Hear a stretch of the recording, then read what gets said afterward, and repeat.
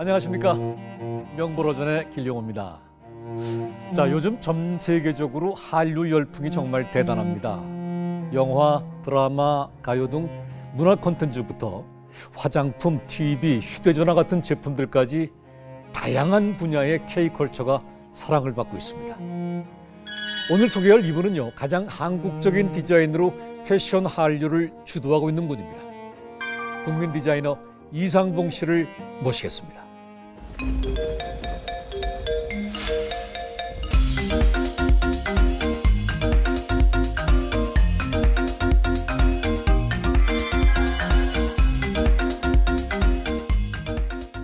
어서 오십시오. 반갑습니다. 네, 반갑습니다. 오랜만입니다.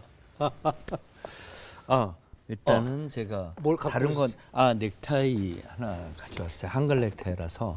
아유, 이거를 미리 만났으면 이걸 매고 오늘 진행을 했어야 되는데 다음에 지금 꼭 너무 좋은데요. 매도록 하겠습니다. 감사합니다.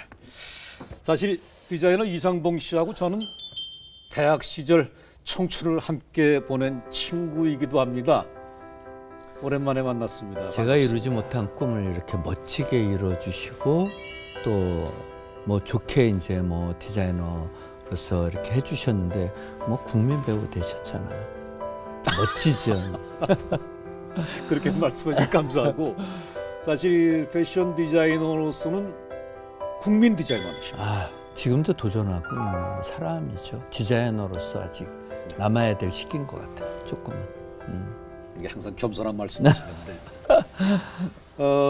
제가 정말 우리 동창 모임에서 가끔 만나기도 하지만은 예나 지금이나 학창 때도 사실 이 모습이었거든요. 변함이 없어요. 주름도 안 생기고 비결이 있을 것 같습니다. 이 이미지로 너무 굳혀져 있는 게 어떤 때는 너무 싫은 적도 있었어요. 사람들이 디자이너 하면 동그란 안경에 민머리, 수염.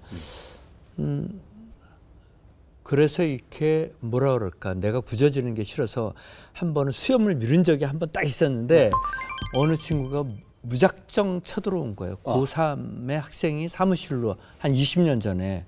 그러더니 그 친구가 뭐라 그랬냐면, 내가 그 꿈꾸던 항상의 디자이너 이상봉의 모습이 아니어서 너무 놀랬다고 그런 소리를 해서 그 다음부터는 깎을 용기가 안 나는 거예요. 그래서 지금도 그냥 기르고 있는 것 같아요. 게을러서 기르고. 뭐. 우리 저 학창 시절에 이상봉 씨랑 같이 막걸리도 먹으면서 제가 뒤통수도 많이 쳤던 기억이 납니다. 죄송합니다. 자, 우리 이런 디자이너 이상봉 씨에게도 첫 시작이 어떻게 됐을지 상당히 궁금합니다. 어떻게 해서 디자이너가 되셨는지. 글쎄요, 국내에 시작할 때는 제 공연제가 한 일주일 전에 도망간, 그래서 평생 저는 연극을 좀 하고 싶었었는데 떠나고 나서 돌아갈 수가 없었죠. 그래서 잠깐만요. 연극을 준비하다가 일주일 만에 도망을 갔어요? 그렇죠. 김기주 선생님 선배 연출하는 거예요. 왜 도망가셨나요? 그때 제가 제가 이제 장남으로서 우리 집안의 그 동생에 대한, 아니면 가족에 대한 책임, 이것 때문에 이제는 내가 좋아하는 거를 버리고 어떤 사회로 이제 일터로 가야 되겠다라는 생각을 했고요. 돈을 벌어야 되겠다.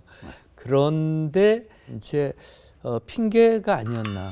실은 내가 너무 관객을 만나는 거에 대한 두려움도 있었을 거고, 그리고 그런 것 같아요. 그래서 항상 제가 어느 방송에서 그 사람 찾는 프로 있잖아요. 그 프로에 나가서 그 연출가 선생님을, 저희 선배였거든요. 김기주 선생님이라고. 그분을 찾았던 적이 있었어요. 그러니까 연극 공연을 일주일 남겨놓고, 그래서 티켓도 다 팔렸고 도망을 갔어요. 신문에도 전부 이렇게 실렸었고. 그럼 배우로 출연? 그때는 이제 배우로 출연하는 거였었죠. 도망 안 갔으면 지금쯤 활동하는 배우가 됐을 텐데. 지금쯤은 어디서 글쎄 이런 스튜디오를 청소하거나 아니면은 뭐 기획을 하거나, 그때는 제가 그 학교를 들어간 거는 하나의 작품을 쓰고 싶은 작가의 꿈을 갖고 들어갔기 때문에 저는 글을 썼을 것 같아요. 그 오늘 도망가고 너무 나서 솔직한 얘기들 많이 하는 것 같은데. 다시 돌아오진 못하고 예.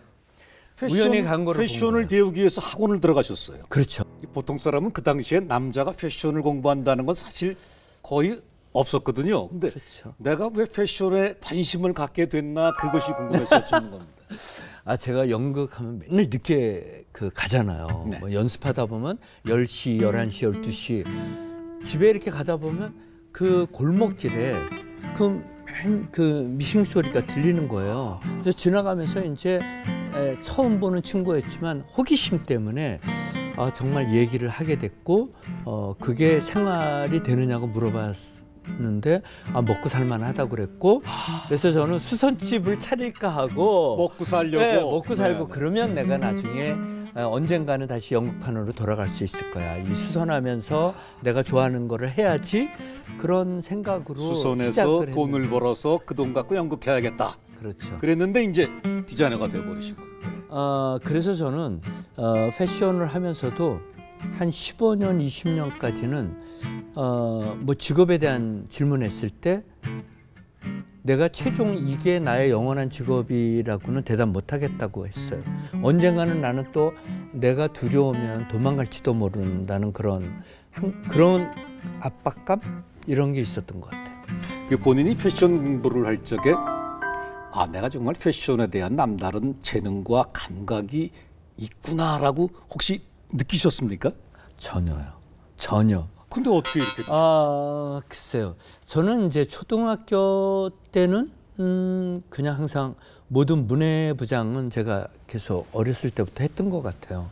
뭐 중학교 때 미술반, 그다음에 어디 뭐 예고 봐서 떨어지고 뭐 이런 것들은 있었지만 저는 디자이너로서 제가 재능이 있다고는 한 번도 생각해 본 적 없고 일단 도피했기 때문에 어디도 갈 수 없었던 막다른 길 아니면 항상 저는 쇼할 때 이럴 때 나를 절벽 위에 세우겠다. 내가 물러나면 난 떨어질 수밖에 없고 여기가 내가 버틸 수 있는 거. 한 번 도망갔기 때문에 다음엔 도망가지 못했던 것 같아요. 그게 내가 사랑한 거를 포기한 것 때문에 그 다음부터는 내가 다른 거에 모든 것을 닫아놓고 그냥 친구나 모든 거를 거의 신문, TV도 안 보고 오로지 그 직업만 갖고 일했던 것 같아요.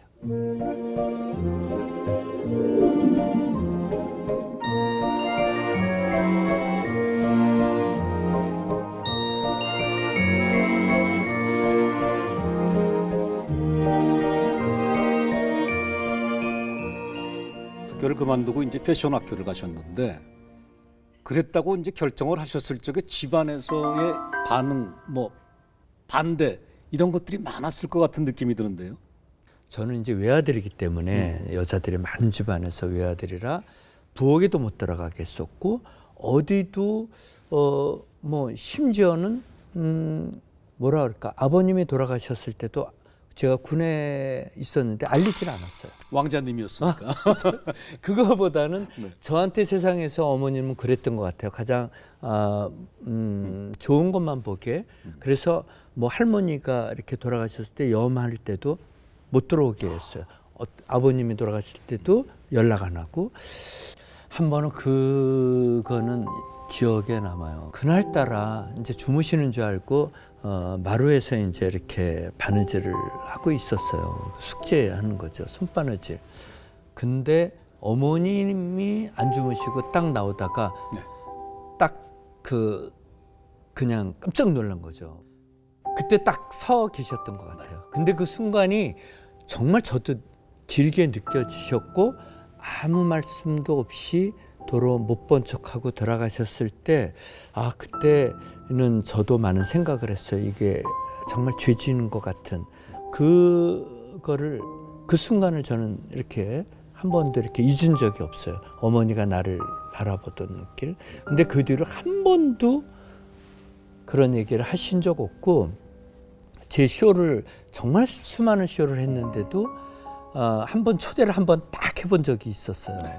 제가 쇼 시간은 다가오는데도 안 오시는 게 없는 거예요. 근데 나중에 정말 걱정하고 있었는데 쇼 끝나고 병원에 이렇게 교통사고로 돌아가셨다고 그래서 그 뒤로는 내가 어머님을 이렇게 보게 하는 거는 어떻게 보면 조금 안 좋은 걸지도 모르겠다. 그래서 한 번도 우리 아들이 디자이너야 이런 얘기를 해본 적도 없고 한 번도 그 쇼를 들려서 이제 가족한테 들어서 들었지 직접 저한테 난 네 쇼 봤다 뭐 이런 얘기를 한 번도 안 했어요. 자기 어떤 롤 모델이 있지 않습니까? 나는 어떤 패션 디자이너가 나의 모델이다. 혹시 그런 분이 계셨습니까?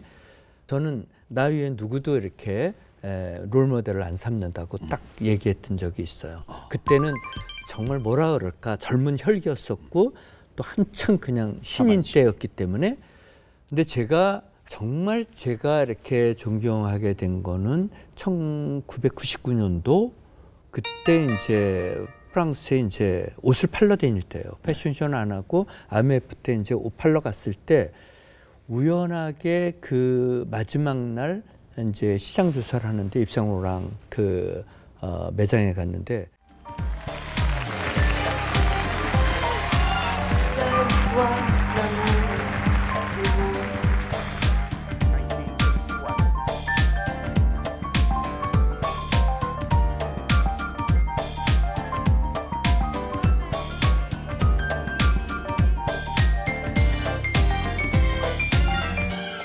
입상로랑 그 매장에 갔는데 동전을 보게 됐어요. 제 그때 마지막 날이라 돈 다 털어서 그거를 샀었거든요. 왜 그러냐면 그 장면이 제가 알고 있는 마침 첫 쇼 할 때, 그러니까 입생로랑의 첫 쇼 할 때 무대를 옛날에는 뒤에 백에 이제 그 모니터가 없으니까 원래 이렇게 숨어서 이렇게 객석을 바라보는 그 사진이었거든요. 프랑스에 그 수많은 예술가들, 아티스트들이 많은데 디자이너에 대한 새로운 세계를 여는데 그 디자이너의 그 동전 주화가 그 만드는 거에 대해서 정말 이 디자이너는 내가 디자이너라는 자긍심을 그 심어주게 했던 것 같아요. 그래서 나는 이 디자이너를 영원히 내가 존경할 거야. 프랑스 파리에서 패션쇼를 하고 싶어 하는데 누구나의 꿈이. 그렇죠. 그때. 근데 그걸 먼저 이루셨잖아요. 그때 당시에 현지에서의 반응이 어땠나요? 거기서 이렇게 이름을 알려진다라는 것은 정말 두꺼운 장벽 같아요. 근데 제가 이제 처음으로 내가 파리에서 쇼를 이렇게 하는 거에 대한 그래 내가 파리에서 이제 쇼를 하는 파리 디자이너야 이걸 느낀 거는 한글 쇼였었어요. 네, 한글 하면서 행운이 찾아오게 됐고 그 전에는 잠깐 이제 우리나라의 그 무속인을 데리고 루브르 지하에서 쇼할 때 칼춤 추고 막 이제 이랬었거든요. 그때는 이제 샤머니즘이라는 테마로 더 미치도록 갔어야 되는데 저희 막 딸과 이렇게 난리예요. 영국에서 공부할 때였거든요. 저희 딸이 아빠는 너무 직설적으로 우리나라 문화를 풀어낸다고 그게 과연 외국에서 그게 가능할까? 그때 제가 고집을 못 부린 게 상당히 지나고 나서는 후회했어요. 이런 얘기는 별로 안 했었지만 그 전반부는 제가 하고 싶은 대로 그냥 하고 뒤에는 그거를 약간은 절충해서 하나의 모던하게 풀었는데 전반전에 한 것들이 파리 그 쇼 하는데 계속 나오는 거예요. 그래서 내가 조금 더 세게 이거를 더 푸시했으면 내가 더 빨리 한글 하기 전에 벌써 더 그들한테 어필할 수 있었지 않았나. 한글을 패션에다 접목시킨 최초의 디자이너신데 그렇다면 그 글씨체가 굉장히 예쁘거든요. 직접 쓰신 건가요? 아니에요. 그거는 네. 장사익 선생님하고 네. 또 이목상 선생님이라고 지금 화가. 그 화가. 예. 두 분이 저한테 연말이면 이제 편지를 써주시는 분이었어요. 네. 한글로. 그 서체를 저는 그대로 간직하고 있었고요. 그런 것들을 가지고 일단은 장사익 선생님 거는 물 흐르듯이 이렇게 흘러가요. 네. 그래서 이건 물이야. 그다음에 이목상 선생님은 에너지가 또 너무 강해서 이건 불이야. 그래서 거긴 빨간 거에다 까만 글씨를 막 하고 장사익 선생님은 흘러가는 물. 그때 그때부터 제가 이제 많이 인터뷰에 이제 전에 했던 패션은 물과 바람 같아야 된다 뭐 이런 얘기를 했었거든요. 예. 패션은 물과 바람 같아야 한다. 네. 굉장히 아주 의미가 깊은 말인데 그럼 그 글씨체가 어느 제품에 또 이렇게 인쇄가 돼가지고 일반 상품화되기도 했었어요.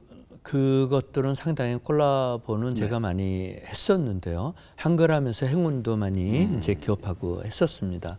맨 먼저 한 게 실은 LG의 샤인펀이었어요. 그래서 그때 이제 정말 뭐라 그럴까 태국에 가족끼리 놀러 가는 티켓을 다 사놨었는데 그 의뢰를 딱 일주일 만에 이거를 해달라는 거예요. 그때 이제 여행도 포기하고 저는 그 타케시 씨는 50대에 성공한 CEO들을 위한 거였거든요. 네. 가장 비싼 폰이었기 때문에 일반 폰보다 몇십만 원 비싼 거였어요. 근데 정작 CEO들은 그 폰이 나온 줄도 모르고 젊은 친구들이 다 바로 한 달 만인가 매진이 된 거예요. 몇만 개가 매진돼서 그때 이제 뭐 담배도 하게 됐었고 근데 이제 그 담배가 너무 잘 팔려서 자꾸 기자분이 당신은 한국을 대표하는 디자이너로서 국민 건강을 이렇게 자꾸 저 해외에서 쇼 준비 막 하는데 몇 번을 그래서 이거는 아니다. 그래서 재계약을 정말 하러 찾아와서 재계약하자고 어떻게 보면 돈 싸들고 온 거잖아요. 바로 사인만 하면 돈이 들어오는 건데 그때 그래 어떤 책임감 때문에 포기하고 그 다음부터는 이 담배는 제가 어디도 그거를 내놓지는 않았던 것 같아요. 그래 어떤 책임감이라는 거는 사랑받는 것만큼 책임은 따른다라는 생각을 하게 됐던 것 같아요. 중단된 이후로 그 케이스는 지금 프리미엄이 붙어가지고 시중에 거래가 된다고 제가 얘기를 들었습니다. 네. 자, 그동안에 프랑스 파리에서 여러 번 패션쇼를 하셨는데 가장 기억에 남는 쇼가 또 그중에 있을 거예요. 어떤 쇼였습니까? 저는 제가 볼 때는 외국의 디자이너도 저만큼 쇼를 하는 건 많지 않았을 거라고 생각합니다.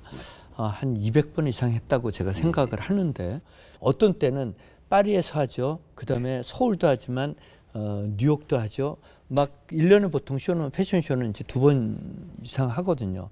파리에서 제가 이제 파리에서 우리 거를 다시 한번 해보겠다 뭐 이렇게 생각하고 있을 때 우리의 문화랑 이렇게 문화예술계를 찾았었어요.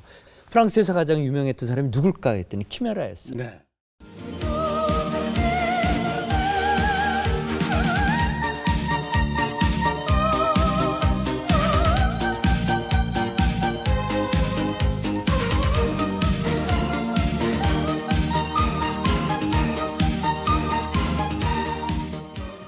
근데 어느 날 이제 딸의 그 뭐라 그럴까 유괴 때문에 하루아침에 사라지신 거예요.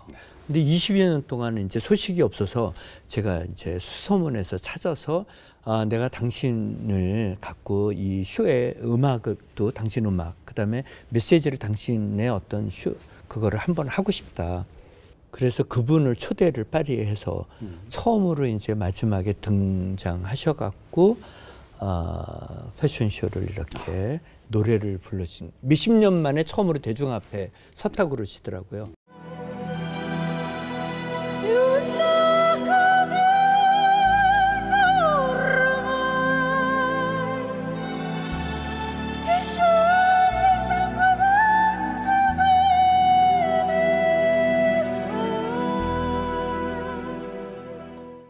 그러면서 그때 이제 막 앞에 저희 스태프들끼리 막 싸우던 생각이 나는 게 5분 동안 쇼 끝났고 뒤에서 그 또 노래를 하면 기자들이 다 나간다는 거예요. 카메라 기자들이 나가는데 당신 쇼 이러다가 실패한다. 뭐 근데 그때 이제 제 친구로 있는 IMF 총재 그 크리스티안 라가르드가 그때 쇼에 장관 때 오셨거든요. 네. 그래서 협회장하고 있으니까 그분이 이렇게 쇼를 많이 안 나오시는 분이라서 그런지 카메라가 그대로 한 대도 그 공연 끝날 때까지 안 나가셔서 정말 우리 그 스태프들하고 뭐 이렇게 정말 걱정했던 것들을 날려버린 거. 뭐 또는 또 기억에 남는 게 작년에 그 허만이 되게 심했었잖아요. 중국에서요. 네네. 제가 이제 그 평창 올림픽을 거기 4월 달에 가서 그때는 휘날레 쇼를 하는 거였었어요. 다 기자들도 같이 한 10명 가까이 갔었는데 걱정을 다 했다고 그래요. 혹시 이제 저는 중국에 다시 못 갈지도 모른다라는 그런 생각. 한국에 뭐 태극기가 날리고 우리나라 뭐 평창 올림픽을 테마로 막 이렇게 하니까 사람들이 놀라는 거죠. 근데 그래도 이제 기립박수 받으면서 이제 거기서 쇼를 할 수 있어서 아, 내가 그냥 그래도 평창 올림픽이 조금이나마 이렇게 한 것 같은 그런 생각은 좀 들었었습니다. 그 연이은 해외 패션쇼에서 성공을 거두신 이후에 이 국내 최고 스타들한테 많은 러브콜을 받으셨다고 들었습니다. 왜 그러냐면 제가 이제 메시지가 강하고 어떻게 보면 연극에 대한 것 때문에 좀 퍼포먼스를 많이 제가 했었어요. 그 국내에 이제 알려진 그 가수분들이나 뭐 김연아 씨 톱스타들도 이상봉 선생님의 옷을 많이 입었지만 해외 스타들도 많이 입었잖아요. 레이디 가가 같은 경우는 여러 그때 이제 제가 이렇게 초라하게 느껴졌었어요. 저희 매장은 조그만데 왜 스튜디오를 내가 세월이 지난 뒤에 그 생각을 못했을까 하는 아쉬움. 꾸며놓고 할 수도 있잖아요. 근데 그러고 나서 좀 후회한 게 이제 가장 조금 속상했었고요. 그다음에 비욘세 같은 경우는 같이 콜라보 저희가 한번 이제 왔었고요. 그 가족이 뭐 옷을 하는 걸로 알았었어요. 비욘세는 미국에서 가장 큰 fut볼 거기에 무대 의상을 좀 의뢰를 받았었어요. 그래서 스케치를 막 하다가 제가 그때 너무 시간에 얽매고 너무 바빠서 제대로 최선을 다하지 못하고 옷을 제작했던 게 좀 못 입고 나왔을 때 그 아쉬움도 있었고요.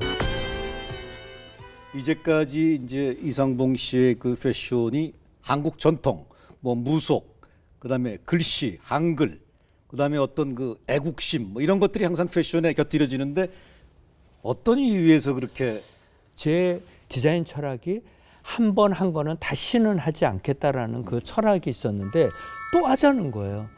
그래서 고민하다가 내가 세계에 도전하면서의 꿈이 비록 포기될지도 모르지만 일단은 사랑은 아까 얘기한 것처럼 돌려줘야 되는데 내가 그러면 한글 플러스 원 하나는 단청을 하든지 플러스 하나 자수를 하든지 창살을 하든지 우리 문화적인 요소를 하나씩 플러스 하겠다. 박물관에 고이 모셔져 있는 것보다는 우리 시대의 디자이너의 역할은 그거를 현재 끌어내와서 미래로 연결되는 게 디자이너의 역할이 아닌가.